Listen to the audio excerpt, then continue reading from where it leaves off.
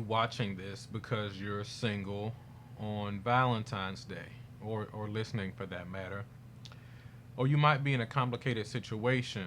You may be listening to me right now on Valentine's Day night, not knowing where your significant other is or what's going on. Uh, Many people are in situationships. A variety of things could be going on. But I wanted to take a moment to offer some help to those who may struggle with the idea of Valentine's Day or relationships in general, not just on Valentine's Day, but this idea of relationships has a lot of people struggling. And that really has been emboldened because of social media. So I know some people are triggered because specifically on Valentine's Day, a lot of the highlight reels show up where people are having a loved one do really extravagant things for them, and we get to comparing. And we get to comparing, and then we get to a point where it's like, well, I'm not content with my life or my situation.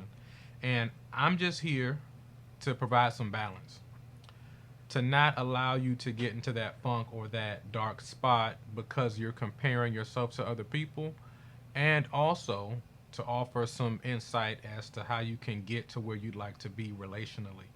Not to compete with other people, but because you actually may come across a person and you'd like to add value to their life as they add value to your life. So, I've just jotted down some things here, but first I'll point out that somebody does love me. I do have some nice chocolates that I got today. So somebody out there loves me. Um, but I'm single and I'm with you. So I'm not married saying, hey, here's what you got to do to get like me. I'm offering some insight on how to manage this phase of life because a lot of people are struggling. So I'll start with a tweet. I tweeted this a while back just as I was thinking through some of these things, and I said, some are in relationships because they don't take relationships seriously. And some are not in relationships because they do take relationships seriously. And by that, I mean a lot of people are in relationships, but it's not as serious as you think. It's easy to date somebody, and I'll get to this later, but dating at this point isn't really necessarily always a commitment. It's just an agreement to have sex together a lot of times. So when you reduce relationships to just kind of sleeping with somebody consistently, that shows that you're not really taking the idea of relationship seriously, building with the person, commitment, strategizing with them, giving to them, taking from them as a ways to build you up. It's not necessarily that. It's just more so meeting up for hookups. Relationships have been replaced with meeting up for hookups. So relationships aren't that serious, but sex is. And I would argue that some people who are single, really want a relationship, a serious relationship, not just a buddy to sleep with on occasion, not just a friend with benefits. So they're single until they find that person that can meet them on their level with the same expectations. So don't be fooled and assume that just because somebody's dating somebody, just because they're married, that it's something legit. Because as we'll get to throughout this conversation, a lot of times it's not that serious. So this isn't to hate on people's relationships, but it is to provide some balance as you might begin to compare or assess other people's situation. The All that glitters isn't gold, and as I mentioned before, the timeline may look one way, but it's a highlight reel. It's not necessarily what's really going on behind the scenes. So many would say that it was men who were out here just wanting sex and not really wanting a relationship. Men just want to get in women's pants. That's all there is to it. That was the stereotype for a lot of men. And while that is the case for some, I think we've had a cultural shift to where women are on that type of time too, where women are getting into situations just because they want sex. And I'm there's a variety of reasons to how we got to that point, but it's not just a men or dog situation anymore. It is now a situation as to where both parties are getting to a point where we're just looking out for our physical pleasure, and relationships are kind of on the back burner. And I think that we got to this point because so many people have had bad situations. You've had people cheat on you, you've had people ghost you, walk out on you without explanation, stayed in abusive relationships, been loyal to a person who was mistreating you with the hopes that they would change and y'all could have this beautiful relationship. And we've been through so many situations to the point where I think no one's optimistic about relationships anymore. It's to a point where we don't take them seriously because we've seen them go bad for so long. For some, this is your parents' marriage was just a tragedy. So because you didn't see things work out in that context, you don't really go into relationships with the intent of building with someone, but it just ends up being a physical thing. Uh, some of you have been in situations where you played the role of the side piece. I hear this more and more often.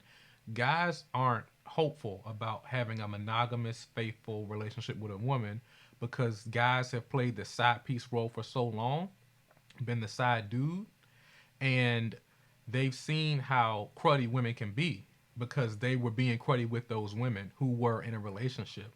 And we end up depressing ourselves because we choose to engage in these things. But when we decide that we want to get out the streets and actually have a committed relationship, we can't even get in that mental space anymore because we didn't see so much and been a part of so much. And women do that too. I think many of us are not optimistic about relationships because of choices we've made in the past.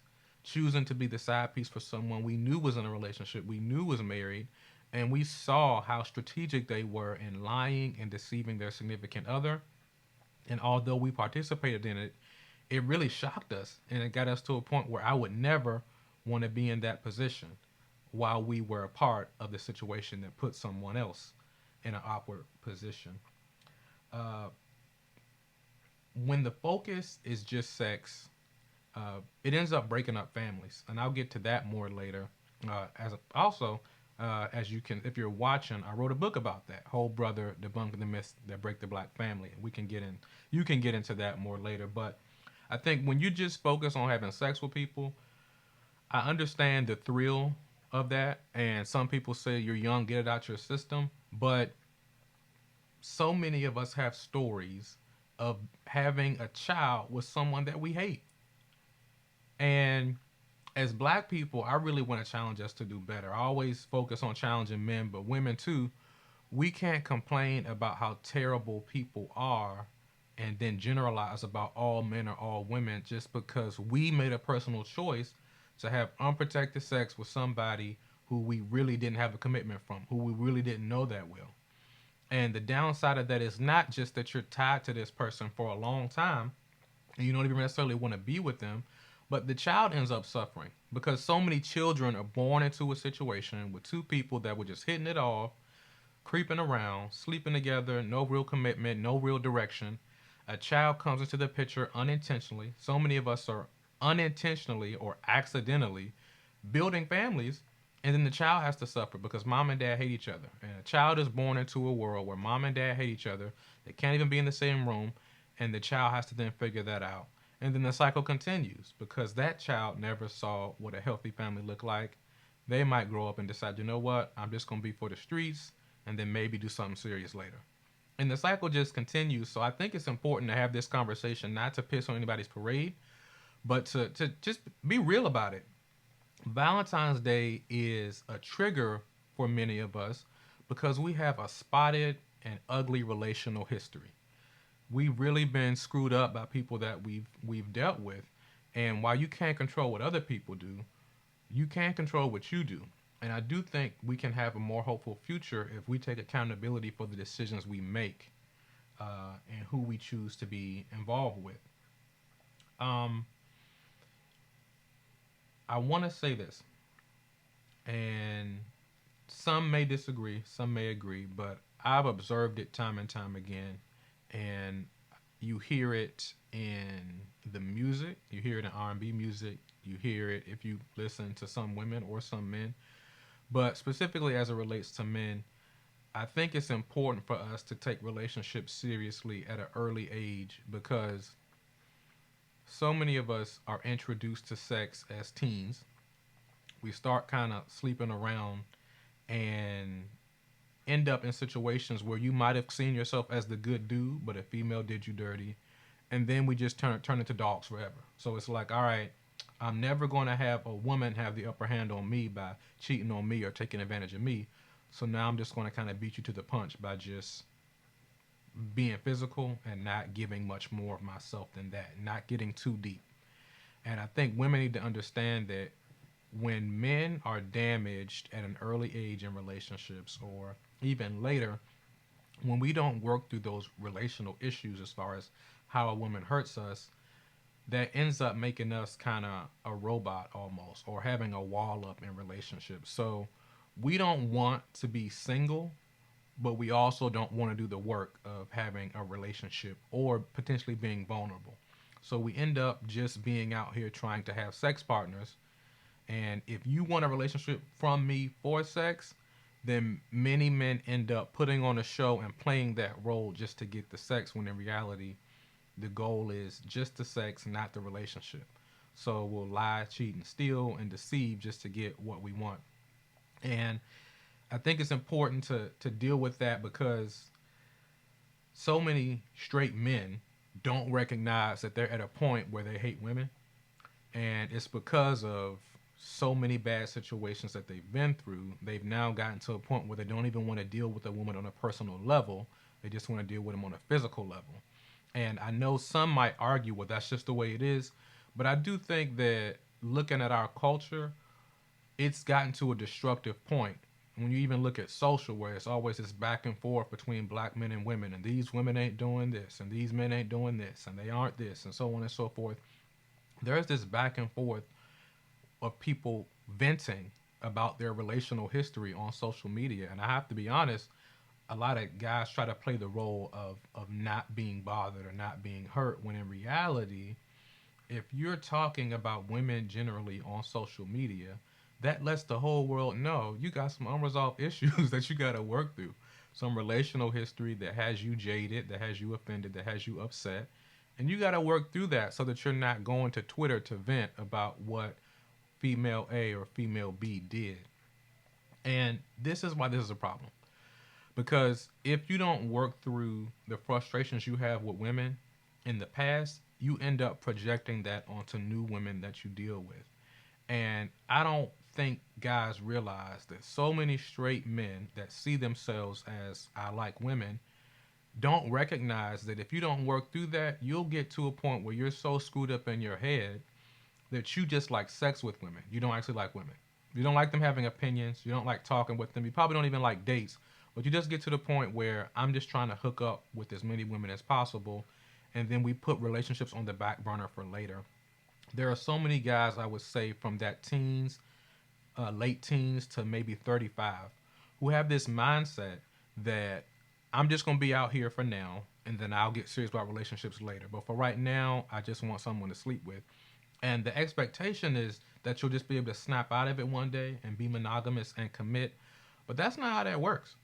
If you've made a practice from your childhood into your adult years of just kind of being out here, having hookups with whoever, you can't just expect to turn that off and know how to do monogamy if you haven't practiced it. And once again, that ends up damaging black families where you have a guy who may commit to a woman later, but once he's inside the marriage or the committed relationship, he realizes, I don't know how to manage this. What do I do with all these open ended situations with different women that have contact with me and that I have access to?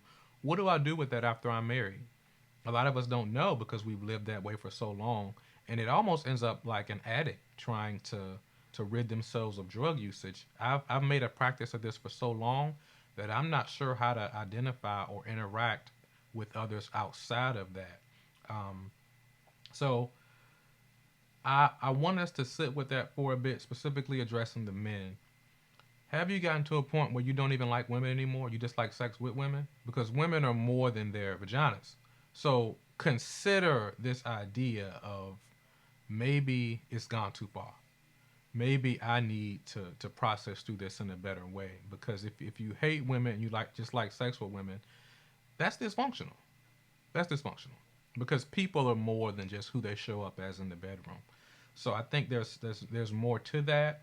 that we would need to work through, maybe in therapy or in counseling. But there's so many out here who are clearly upset. It comes through on social media, and I would encourage the guys to take the time to work through that and heal, so that you aren't out here damaging black women by just manipulating them or using them for a purpose because you're scared of being vulnerable or being in a relationship. I said in my book that it's not possible to be pro-black but have a trail of broken black women behind you. And the same applies for women as well. But I'm gonna hold men accountable for how we handle ourselves. Uh, this may be considered controversial, but you know, whatever floats your boat, however you feel about it, it is what it is. But I'm just trying to offer some suggestions on how we can have a better outcomes in terms of how we interact with each other, specifically black people. And for many of us, we approach relationships from the standpoint of this trajectory: body, soul, spirit.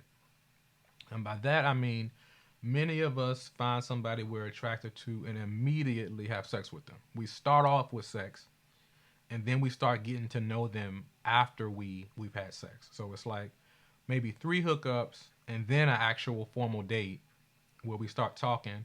And then sometimes people realize after they've had a lot of sex, hey, we're not really compatible. I don't even like how you talk. I mean, I don't even like how you think. We have completely different views. And for some, it then goes to spirit, where they try to invoke spirituality, faith, or some kind of moral system to try to resolve what was destined for failure from the beginning. So for some, that may mean we were sleeping together, then we started arguing once we started realizing our personality differences.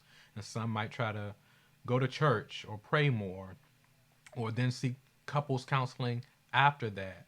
And while those resources are helpful, once again, you built it on a bad foundation. People don't realize that when you have sex with somebody, especially good sex with somebody, your view of them ends up getting skewed a lot of times. And you may overlook certain things that are problematic because you're waiting for the next opportunity to be physical with them.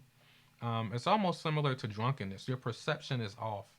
And some may say, or may look at it as a badge of honor, that they're able to have sex with people without feeling attached to them or without viewing them differently. And I would say that's not necessarily a badge of honor. I think that just shows how dysfunctional and damaged you are. That you've gotten to a point where you can have the most intimate connection with someone that's possible, uh, and just be disconnected from it. And some will try to say, well, sex isn't that intimate. Yeah, it is. Whether you do it with multiple people or not, whether you protect yourself or not, it is the most intimate thing, and there's a level of vulnerability there. That's why people have to use protection, and they have Plan B and all these things because of the fear of kids. It's a very intimate act, regardless of what the culture says. It's an intimate act, and my recommendation would be, I just based on the outcomes of so many broken families, people with kids that they didn't even want, with someone they don't even like. I think we just got to be realistic about it. It's not the smartest decision to even be having sex with somebody that you don't trust enough to know their STD status. So what I'm saying is, if you have to wear a condom with someone, I my rule of thumb is, if you have to wear a condom with someone, you shouldn't be having sex with them at all. Because if you don't trust them enough to take care of that, then you just shouldn't be having sex with them. But so many of us do it anyway, and we find ourselves in situations that end up screwing up our lives so often. So this isn't me being nitpicky. I think the numbers and the facts and the history is on my side. That people were screwing their lives up just because of some sex with somebody, and they don't even know them that well. You end up having a child with somebody you hate, or getting, you know, I won't say names, but I know someone. I was talking to a guy, and I know how he gauges whether or not he's going to use a condom with women based off of him feeling like she's clean or not. They may have sex the first few times and it's protected, and then after he gets comfortable with her, he'll just decide, yeah, she's clean. And These systems through which we put ourselves at risk by thinking that we have it under control are foolish. We got to do better with this. Grown people have the choice, have the right to make choices on who they sleep with. But once again, I think the outcomes are clear that even as adults, we're not managing it that well. That's why we have these situations that we're in. That's why Valentine's Day is triggering. That's why relationships are hard. That's why the term situationships exists, because many of us aren't handling this thing well, and we're over here depressed, losing weight, not eating, cutting people off, because of who you slept with or who you're dating has really damaged your life and your self perception. I'm Olivia Morgan, intake coordinator here at the Whole Brother Mission. I'm here to pass on a little information about how you can join us in helping men in need seek licensed professional counselors nationwide. Number 1, ask. Ask if your employer participates in matching donations. Many employers will match your gift to a nonprofit. We are a 501c3, so all gifts are tax deductible. Number 2, pass.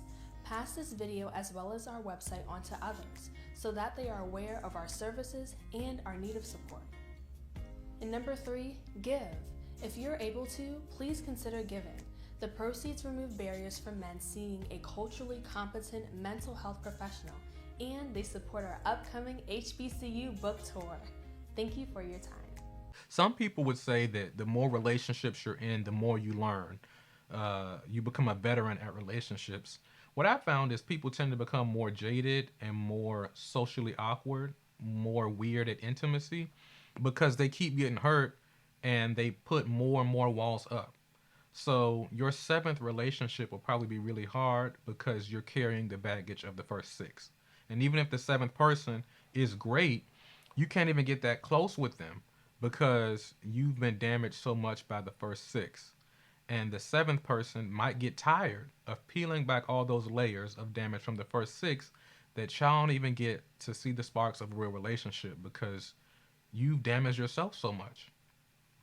And I'm not perfect, but as a guy who sees myself as a good guy that's trying to do the right thing, it does get frustrating when, and specifically addressing women, but men do it too, where it's like, I've done the work on myself to prepare for a relationship, but here you are, uh, all messed up in the head, all insecure about every little thing, assuming, reading in between the lines incorrectly, and stalking and doing crazy stuff because of all you've been through in the past with other people. And that's not to say that people can't work through differences, but it is to say, as adults, we're accountable for who we show up as in relationships. And I think many of us could do better at how we allow people access to us. Be more discretionary with who you choose to sleep with or who you choose to date. Not because I want you to do what I say do, but just the outcomes are clear. Uh, Issa Rae, Insecure is a popular show, and I don't know if she embraces this personally, but I know in the show Insecure, she talked a lot about the hoe phase, and many people adopt this idea of I'm gonna be a hoe for a little bit, I'm gonna be a hoe for a while, and then I'll stop eventually. And as someone who takes relationships seriously, I don't think there's any record of anybody that got into a serious monogamous relationship or a serious relationship that ever said, this relationship is really good, really fulfilling, and I think this relationship is going so well because of my whole phase. Me sleeping with whoever I wanted to, whenever I wanted to, has made me a really emotionally strong person, and it really prepared me for relationships. So I want to recommend that everybody else just go have a whole phase, and that'll set you up well for a real relationship. I don't see it. And in fact, I see the opposite. It ends up, once again, making you weird at intimacy because you've gotten to a point where you just transactionally sleep with people while keeping them at arm's length emotionally. So do what you want, but I'm just trying to throw some things out there, some observations, some psychology behind a little bit of it. Let's think about the decisions that we're making. So the body, soul, spirit approach ends up being very damaging. I recommend spirit, soul, body. Connect with people on a worldview level, on a morals level. You're both Christians, you're both about black empowerment, whatever. Connect ideologically first. Then get to know each other personally. That's the soul. Get to know personalities. And then if y'all get into a situation where you're committed to each other, then sex comes into the picture. But because we're having sex up front, it then muddies the waters of everything else. So I recommend spirit, soul, body rather than body, soul. Spirit is the point of that. Uh,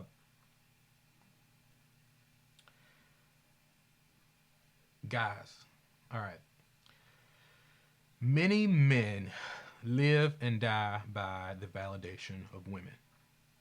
And this has been accepted because the idea is, well, straight men like women, so you build up your ego by how many women you can have access to. And I think this is counterproductive for creating strong men, and it's counterproductive for creating strong black families. So I think as a man, you need to be secure in who you are, independent of how women engage with you. Because if your identity is tied to women, when you're not able to pull them like you used to, then your identity crashes. So you, as yourself, have to establish something. I am special. I bring something to the table. I have something to offer to the women that I'm connecting with. Uh, and they don't validate whether or not I have value. Once again, if it's tied to them, then you're at the mercy of how women respond to you at any given moment. And while we may look at it as a guy who has a lot of sex partners is an alpha man, and that's seen as the ideal thing, I would argue that it's actually very weak of a man to seek identity and validation from women. Men are men before women come into the picture, or you should be anyway. And similar to one would negatively say a mama's boy is constantly on his mother's bosom because he hasn't established independence. I think in the same way, many men who look at several sex partners as them growing into manhood or being the man is actually the quite opposite. It's very emblematic of insecurity. I don't feel good about me, so I need you to come sleep with me or text me or like my Instagram pictures. I need attention from you to feel better about me. If you like me, then I like me. But if you don't like me, then what? I don't like me. So I think it's important for us to move away because this has become so normalized. But healthy men know who they are independent of their interactions with women. Healthy men know what they bring to the table, and then they seek out women to share that with. You're, I believe men go into situations looking at how they can add value to, not take value from. I think insecurity takes value from to fill up your cup. Your cup's empty, so I need you to come pour into me because I'm empty. And it's not a matter of both people being full or perfect, but I think once again, it's all about your intention but also your self perception is really important. Uh, so, suffice to say, I think men need to get to a point where they're confident, independent of women's engagement with them. Uh, let's not glorify uh, a form of insecurity that is tied to collecting women like they're valuables or resources rather than people. Uh, I can compare it to trophies. You can have 10 trophies that signify your success in a certain field of sports or whatever the case may be, right? And that's fine. You know, those trophies make you feel confident in who you are. You earn that based on your performance. Uh, but women are not objects, that they're people. So I think anytime we get to a point where we're comparing women to objects, looking at them as a notch on the belt, or a lot of people end up comparing women to cars. You got to test drive it before you buy it. I just think let's just stick within the realms of dealing with humans and not comparing humans to objects because we then oversimplify what that relationship looks like. Your relationship with your car using it for a purpose should not mirror your relationship with women, because they shouldn't be used for a specific purpose, because they're not resources, they're people. They're not objects, they're people. So these are just some things I think will be helpful, some things I wanted to push back on. I've jumped between advice for men and for women, but I do want to close with this. Many times, relationships, uh, some of the stuff you're seeing online, are battles of who can care the least. And as I said before, because so many of us are jaded and hurt from situations we've been involved with in the past, but we don't want to not have sex and we don't want to be single, we end up creating these situations that are kind of like relationships. They're pseudo relationships, but without the vulnerability, without the accountability, without the monogamy, just basically the sex and communication here and there. And I think because of those unresolved issues, relationships end up being competitions of who can care the least. So, yeah, I like you. Yeah, I'm attracted to you. Yeah, I want to be with you. But I got to keep the upper hand, so I can't be too thirsty. I can't affirm you with my words. I can't buy you stuff that's too nice. I can't be too available. Uh, all of this to prove that I don't care as much as you do. And it's really sickening, because it's like the whole point of a relationship is to build closely and intimately with a person. But because of, once again, people not dealing with their traumas, relationships have become a competition of who can care the least.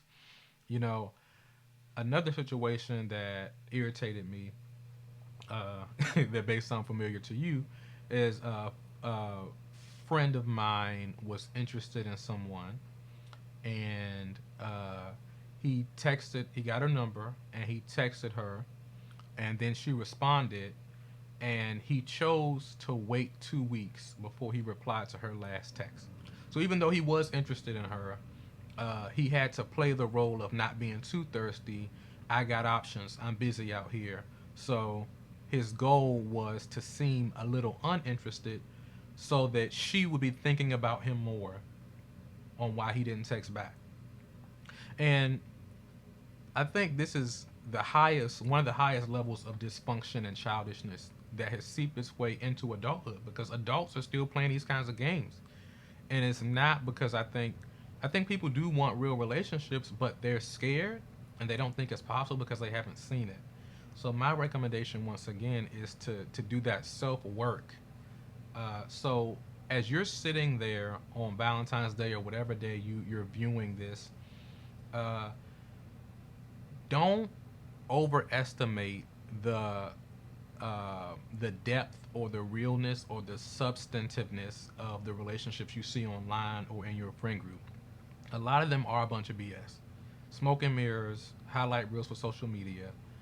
If those people haven't done the work of processing through their traumas and learning how to communicate like adults, learning emotional intelligence, if they haven't done that work, then that relationship in many cases ends up just being two people sleeping together for 3 to 6 months, and then they move on with more relational baggage. And then the next person has to deal with that last relationship and all the ones that came before that.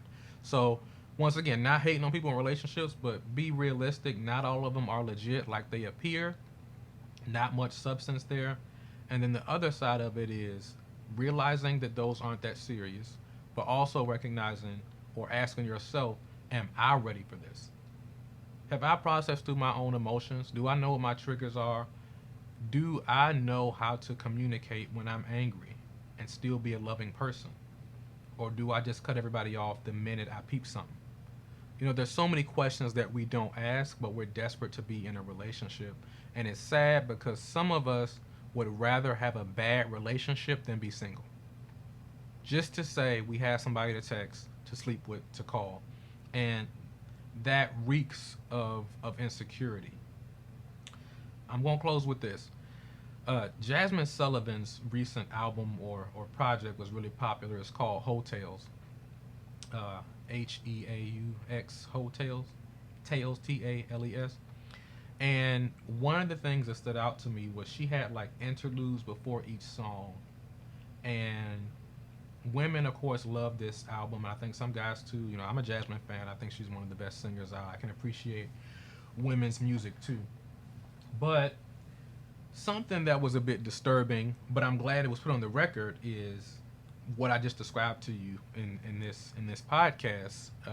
One of the tales, the last one, was called Amanda's Tale on Jasmine Sullivan's album, and it's just pretty much women telling stories before the song. And this is what Amanda said in her tale. She said, "It's a little hurtful that I can't just be confident in being with one person. That I gotta look over my shoulder looking at these girls on Instagram, and it's hard sometimes because I don't have all that they have. And the sex has become my superpower. It's like sex is where I'm finding my worth. You know, that's the one thing that I know I can make you keep coming back to. That at the end of the day, even if you don't want me, even if you don't really want me, I know you're gonna want that. In one way, it's empowering. In another way, it's sad. I feel moments of sadness knowing that you know just me alone and who I am is not enough."